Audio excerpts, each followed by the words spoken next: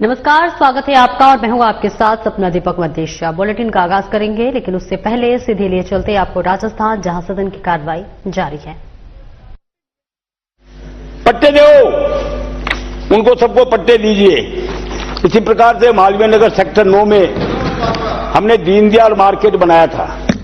जितनी थड़ियां थी वहां उनको 2 मीटर बाई 2 मीटर की जगह आवंटित की थी और ये तय हुआ था कि भाई 21,000 रुपए इनसे लेंगे। 5,000 रुपए पहली किस्त के रूप में ले लिए और बाकी उसके बाद वो पैसे नहीं ले रहे। अब वो बाकी पैसे लेकर के तो 16,000 रुपए और उनको पट्टे दो जिससे कि उनका निस्तारण हो। अभी आपने देखा होगा, अभी 2-3 दिन से हमारे परकोटे के अंदर जो कमर्शियल कॉम्प्लेक्स 19 कमर्शियल कॉम्प्लेक्स उनको सीज करने का आदेश माननीय उच्च न्यायालय ने दे दिया। उसमें कम से कम 900 व्यापारी हैं, 900 दुकानें हैं और ये इतना ही नहीं, ये तो पहली किस्त है। यदि ये इंप्लीमेंट हो गया तो लगभग 200 कमर्शियल कॉम्प्लेक्स है। तो मेरा कहना यह है कि इसमें कोई ना कोई रास्ता निकालिए। रिव्यू पिटीशन लग सकती है तो रिव्यू पिटीशन लगाइए और जो एजी है उनसे सलाह करके किस प्रकार से इनको रोका जा सकता है, इसको रोकने की कार्रवाई करिए, क्योंकि व्यापारियों में बड़ा जबरदस्त दहशत का माहौल है। अब आप देखिए कि जयपुर शहर के परकोटे में 45,000 से ज्यादा ई रिक्शा चल रहे हैं और मजेदार बात यह है, ये जितने ई रिक्शा हैं उनमें से लोकल जयपुर का आदमी कोई भी नहीं है। ये सब या तो बांग्लादेशी हैं या यूपी बिहार के आए हुए लोग हैं और एक एक व्यक्ति ने 100 ई रिक्शा बना रखे हैं और किराए पर चला रहे हैं। तो मैं ये चाहूंगा इनको जोन वाइज बांटो जिससे कि ट्रैफिक की समस्या का समाधान हो। और दूसरा मैं चाहूंगा कि आधार कार्ड के आधार पर इनकी पुलिस वेरिफिकेशन करवाइए, इनकी पहचान करवाइए और एक व्यक्ति को एक रिक्शा। 100 रिक्शे का क्या मतलब है?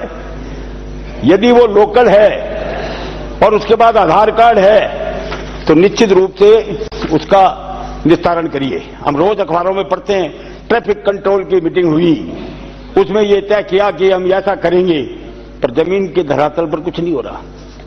तो इसको थोड़ा सा पर्सनली देख करके इसको भी आप करवाइए। अब आप ये देखिए कि द्रव्यवती नदी हमारे कृपलानी जी बोल करके गए, ये वसुंधरा जी की सरकार का ड्रीम प्रोजेक्ट था। 81 में जब बाढ़ आई थी तो अमानी शाह के नाले के कारण जयपुर शहर में और बर्बादी हुई थी। हमने द्रव्यवती नदी बनाई, पर क्योंकि फिर सरकार बदल गई।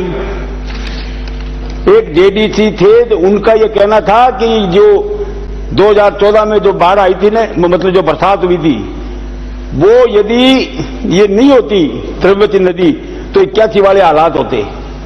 परंतु इनकी उपेक्षा के कारण आज द्रव्यवती नदी एक नाला बन के रह गई है, सीवरेज का पानी गिर रहा है। तो अभी माननीय मुख्यमंत्री जी ने इसके लिए 50 करोड़ रुपए आवंटित किए हैं। तो मैं चाहूंगा कि इनके जो सीवरेज का पानी है उसके लिए एसटीपी प्लांट लगाए जाएं और इनका कोई न कोई निस्तारण किया जाए। एक बात मैं और कहना चाहूंगा कि आपने जयपुर शहर में इन्होंने तो मेट्रो चलाई थी झूठी बाबाई लेने के लिए, मानसरोवर से चांदपोल गेट 10 लाख रुपए प्रतिदिन का घाटा हो रहा है। मैं धन्यवाद देना चाहूंगा कि आज आपने सीतापुरा से लेकर के और विद्याधर नगर तक मेट्रो चलाए जाने की घोषणा की है और केंद्रीय सरकार से ज्वाइंट वेंचर के रूप में आपने कॉर्पोरेशन बना करके और ये काम अभी चालू हो जाएगा। पर मेरा ये कहना है कि ये केवल विद्याधर नगर तक नहीं, इसको आप चोमू तक ले जाएं और इधर शिवदासपुरा से इसको चालू करें। शिवदासपुरा से चोमू तक यदि ये जाएगी मेट्रो तो इसका नागरिकों को फायदा मिलेगा। एक बात मैं और कहना चाहूंगा कि जयपुर शहर जिस तेजी के साथ बढ़ रहा है, यहां बॉम्बे की तर्ज पे यदि हम छोटे छोटे सैटेलाइट टाउन्स डेवलप करेंगे, जैसे वहां पर है मलाड है, अंधेरी है, जोगेश्वरी है, बोरोवली है, वैसे यदि जयपुर में हम चोमू है, शिवदासपुरा है, बस्सी है, अचरोल है, ये जो आसपास के जो कस्बे हैं उनको यदि सैटेलाइट टाउन्स में हम कन्वर्ट करेंगे, अब ये कैसे होंगे? इसके लिए रोड कनेक्टिविटी। श्री राजेंद्र जी पारिक। इसके लिए 2 मिनट लूंगा। रोड कनेक्टिविटी हो, वहां पर अच्छे स्कूल हो, अच्छे कॉलेज हो, अच्छे गार्डन हो, जो सुविधाएं शहर में होती है वो यदि हम इन कस्बों में करेंगे तो वो सैटेलाइट टाउन के रूप में कन्वर्ट हो जाएंगे। अब एक यानी जयपुर शहर में आप ये देखिए कि किस प्रकार से श्वानों का और बंदरों का आतंक आपने देखा होगा, रोज अखबारों में पढ़ते हैं, आज फलानी जगह कुत्ते ने बच्चे को काटा, आज मासूम को काटा, उसकी मौत हो गई। अब क्या पता है, हाई कोर्ट ने एक ही निर्णय दे रखा है कि जहां से हम बात करते थे, समाप्त कीजिए। 2 मिनट, कि आप जहां से पकड़ते हैं कुत्ते को या बंदर को, उसको वहीं छोड़िए। अरे भाई ये क्या बात हुई? इसके लिए हाई कोर्ट में रिट लगानी चाहिए सरकार को, और इनको आप सरिस्का में छोड़ो या कहीं जंगल में छोड़ो तो समझ में आती है। जयपुर शहर अब ये गाय प्लीज समाप्त गाय पकड़ने का अभियान रोज चलाते हो आप, नहीं होगा, पर गाय बैठाना पड़ेगा, ऐसे नहीं बैठेंगे। ज्यादा नहीं बोलूंगा, प्लीज सदस्य आपको 20 मिनट दिया था, 26 मिनट हो गया। प्लीज सदस्य लिख के और अध्यक्ष इनको दे देना मंत्री महोदय। मुझे समय दिया इसके लिए बहुत बहुत धन्यवाद।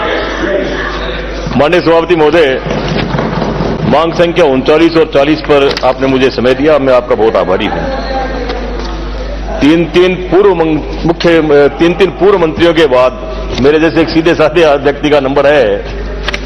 ये 2 टोल जो रहे कोटा डिवीजन में, और तीसरे जो है वो जयपुर से बाहर नहीं निकले। आपको भी इनसे कम मैं ये अपेक्षा कर रहा था कि बात जो है वो विभाग के स्ट्रेंथनिंग की होगी, लेकिन आपस में जो चला इनका वाद विवाद, वो वाद विवाद यहां तक पहुंच गया कि माननीय कोटा से आने वाले मंत्री महोदय ने स्पष्ट कह दिया कि आओ और जांच कराओ, पता चल जाएगा कि आपकी कितनी की हैसियत है।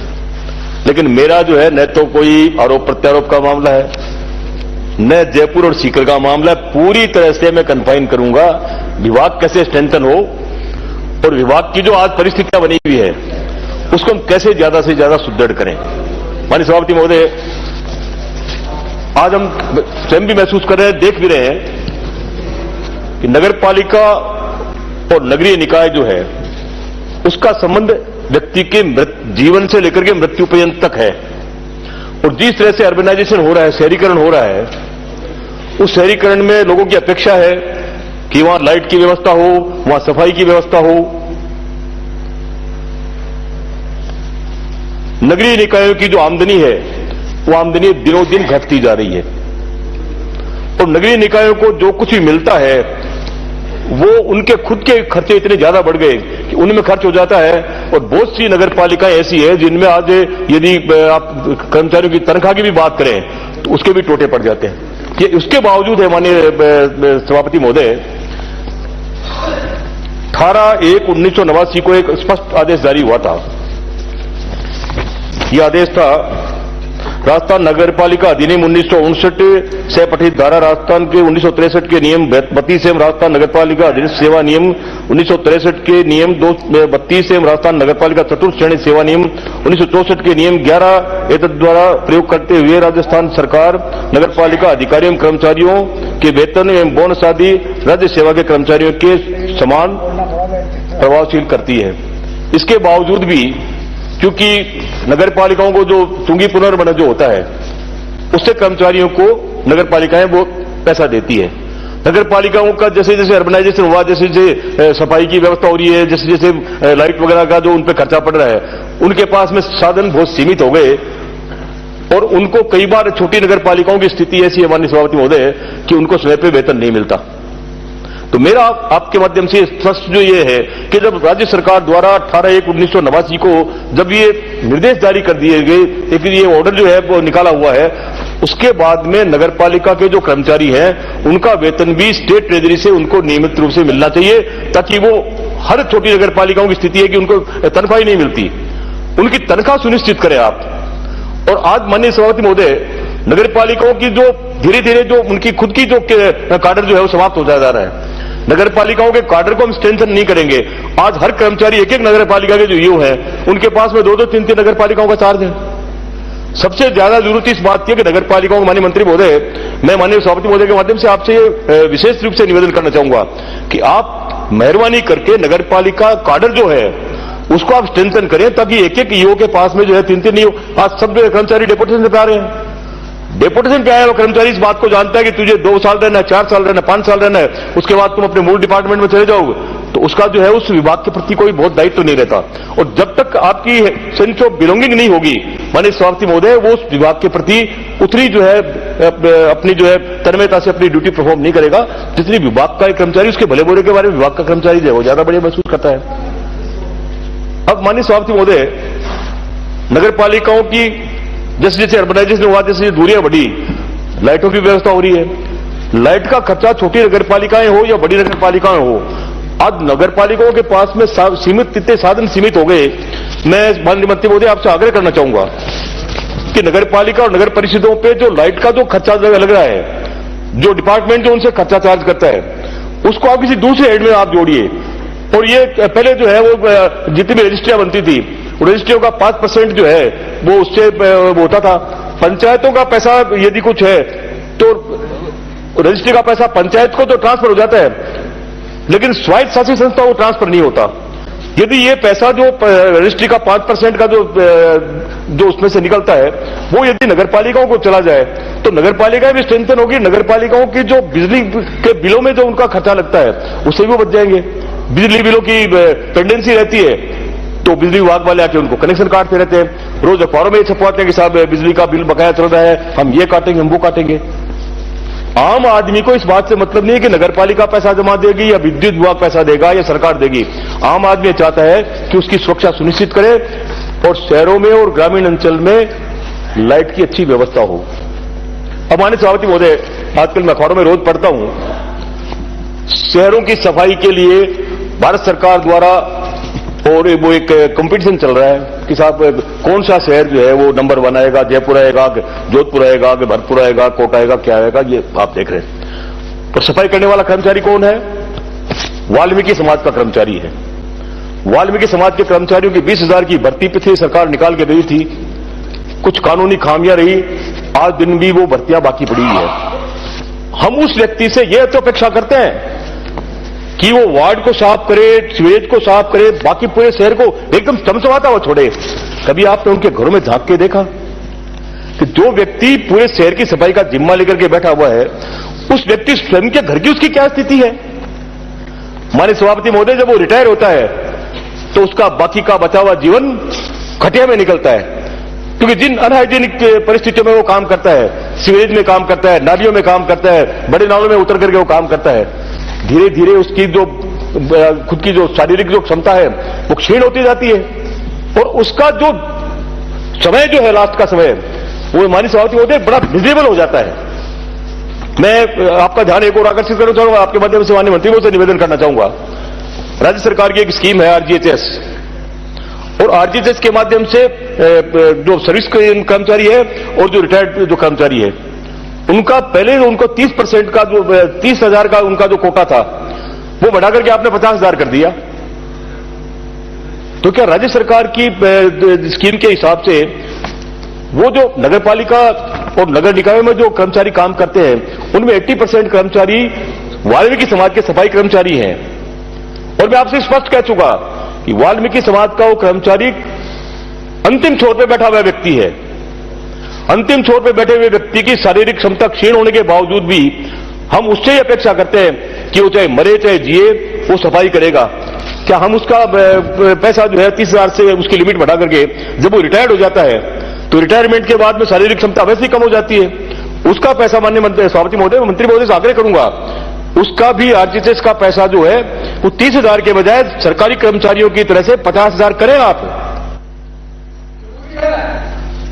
माननीय सभापति महोदय, आज शहरीकरण बढ़ रहा है और लोगों के पास व्हीकल्स भी बढ़ रहे हैं, क्योंकि आज आप यदि सब्जी का थैला लेके बाजार में जा रहे हैं, रास्ते में यदि आपको वो कोई कार की एजेंसी वाला मिल गया, कहां जा रहे हो? सब्जी लाने जा रहा हूं, भाई कार लेता जा, उस सब्जी के पैसों में कार घर ले आता है।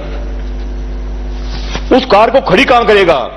आज अब शहरों में, छोटे शहर को हो या फिर बड़े शहर का हो, ट्रैफिक की ऐसी व्यवस्था हो गई कि पार्किंग की कहीं कोई स्थिति नहीं है। और नगर पालिकाओं की आय सीमित है, नगर पालिकाओं में जगह नहीं बची हुई है। तो क्या राज्य सरकार कोई अमृत योजना में या किसी ऐसी योजना में हर छोटे छोटे जो टाउनशिप जो है उसमें कोई मल्टी स्टोरी पार्किंग की कोई व्यवस्था सुनिश्चित करने का विचार रखती है? जब तक हम ये विचार नहीं करेंगे, अब आए दिन होता क्या है, शहर में पार्किंग की व्यवस्था नहीं है, ट्रैफिक जाम हो गया, अचानक जो है कोई एक पुलिस अधिकारी सिंघम बनकर के आता है और सबसे पहले उसका डंडा कहां चलता है? सड़क के किनारे ठेला रख करके जो अपना पेट पालने वाला जो मजदूर है, जो सुबह सब्जी का ठेला लगा करके शाम को इस उम्मीद में बैठता है वहां पर कि शाम को घर जाएगा तो तेरे बच्चे भी आम इंसान की तरह से रोटी खा लेंगे, उसकी गर्दन दबोच करके उसको वहां से हटाता है। सबसे पहला काम वो करता है। बड़े लोगों की कार की तरफ उसकी देखने की हिम्मत नहीं, बड़े लोगों की कार कहां खड़ी हुई है ये देखने की उसकी जरूरत नहीं, लेकिन उसकी नजर पड़ती है उस ठेले वाले पर और वो डंडे मार करके उसको वहां से भगा देता है। क्या कभी हमने सोचा इस बात का कि आम इंसान की तरह से वो उसके बच्चे खाने की उम्मीद नहीं करते कि उसका पिता घर आएगा और लाकर के अपने बच्चों को खाना खिलाएगा? कौन चिंता करेगा इस बात की? जब आपके जो है वेंडर्स का जब रूल बना हुआ है, वेंडर्स के जब कायदे कानून बने हुए हैं, तो वो व्यक्ति भी ये उम्मीद तो आपसे करेगा कि आप इस भारत का नागरिक है। वो नागरिक होने के नाते उसका ये अधिकार है कि वो अपना जीवन यापन करे और अपनी पूरी मान प्रतिष्ठा के साथ जीवन यापन करे। उसका गुनाह यह है कि वो सड़क के किनारे खड़ा होकर के, उसकी हैसियत नहीं है, वो कहीं से कर्ज लेकर के ठेला लाता है, ठेला लेकर के वो सब्जी का ठेला लगाता है वहां पर। उसका यह अधिकार है कि वो अपने बच्चों का पालन पोषण करे। अचानक सिंघम प्रकट हो जाता है, मैं यहां नहीं खड़े होने दूंगा और भगा देता है। न कलेक्टर सुनता है, न कोई अधिकारी सुनते हैं, और बाकी सुनेगा तो सुनेगा कौन? मैं आपके माध्यम से इस सदन में जो है आपके माध्यम से मैं ये अपेक्षा करता हूं माननीय मंत्री महोदय से, चिंता करिए उस व्यक्ति की जो आपसे ये अपेक्षा रखता है। आप ग्रामीण अंचल से आते हैं, उस गरीब की पीड़ा को आपसे ज्यादा बेहतर और कौन समझेगा? आप उसकी चिंता करिए और सुनिश्चित करिए कि वो उस जगह बैठ करके, यदि बाकी आम लोगों की गाड़ियां वहां पे खड़ी रह सकती है, तो वो व्यक्ति भी अपना ठेला साइड के किनारे लगा करके अपने बच्चों का पेट पाल सके। ये आपको सुनिश्चित करना पड़ेगा। माननीय सभापति महोदय, मैं आपसे ये निवेदन कर रहा था,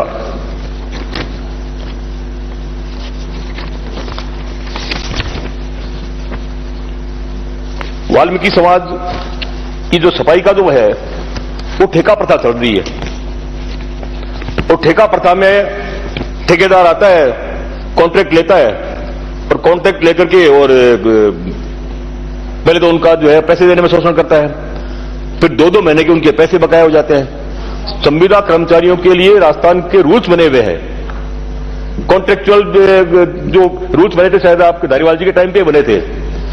हम क्या कोई ऐसी एजेंसी नहीं बना सकते कि ठेका कर्मचारियों की जो है वो जो टेंडर वगैरह होते हैं उसके बजाय विभागीय स्तर पे कोई सहकारी सोसाइटी बने, या कोई ऐसी कोई संस्था बने जिसमें कलेक्टर जो है उसका चेयरमैन हो, ईओ या कमिश्नर जो है उसका सेक्रेटरी हो, और वो उस सरकारी उस कर्मचारी का उसमें जो है उसका जो संविदा पे जो उसको रखने का जो अधिकार है उसके माध्यम से वो आए।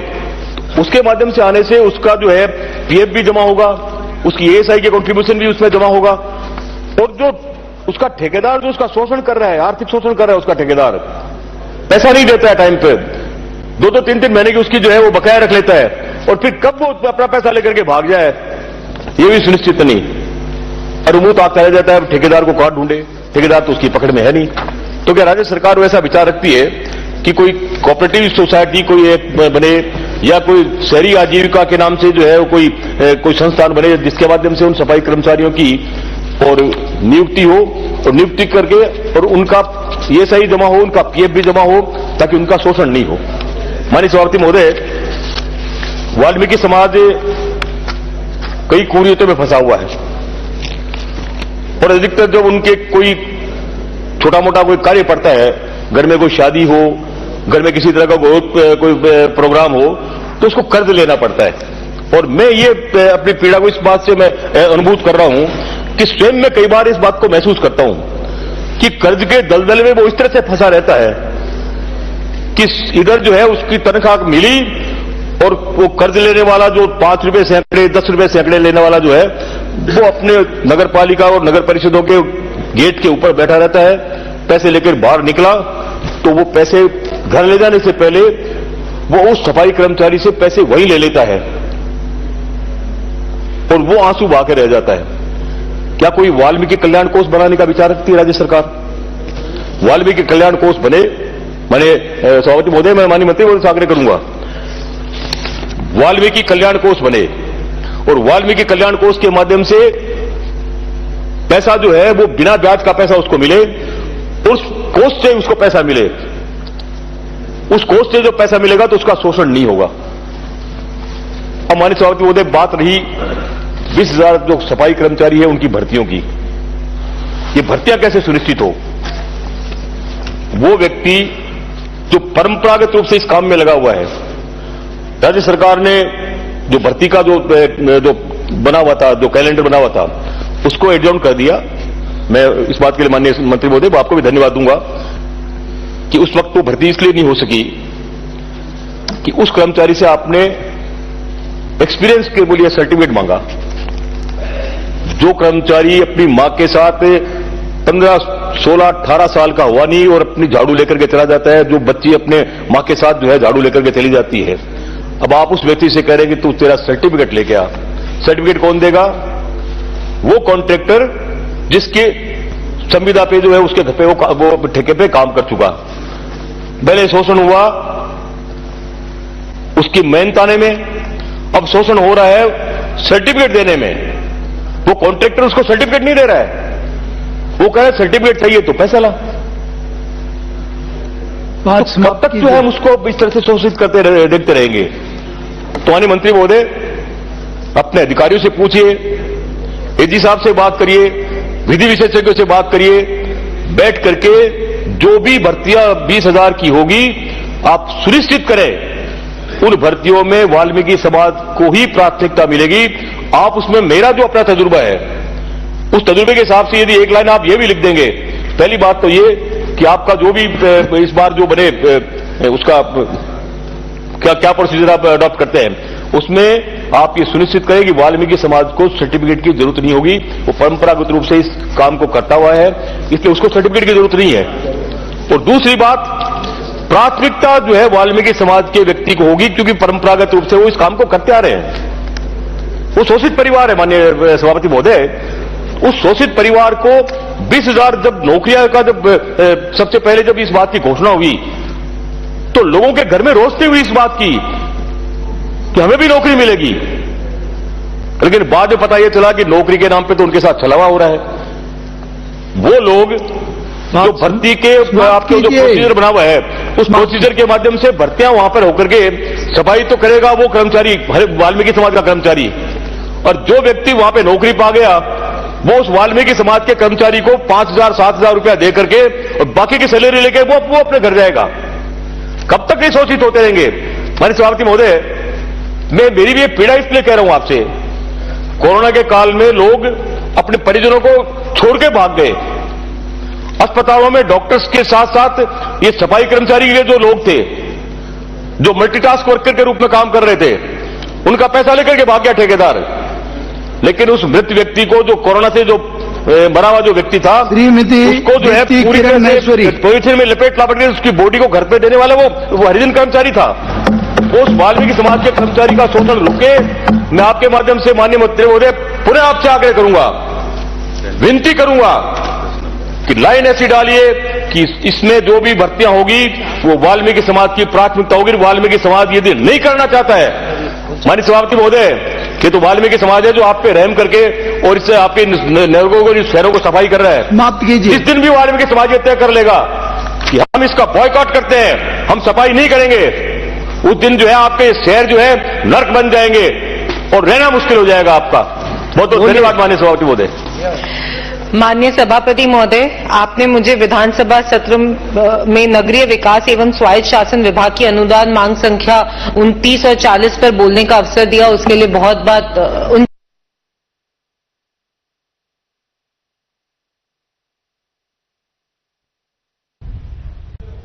तो ये सीधी तस्वीरें आपको दिखा रहे थे राजस्थान विधानसभा से, जहां विधानसभा की कार्रवाई जारी है, जहां तमाम विभाग के और कई मुद्दों पर चर्चा हुई। फिलहाल मेरे साथ इस बुलेटिन में इतना ही। दीजिए इजाजत, नमस्कार।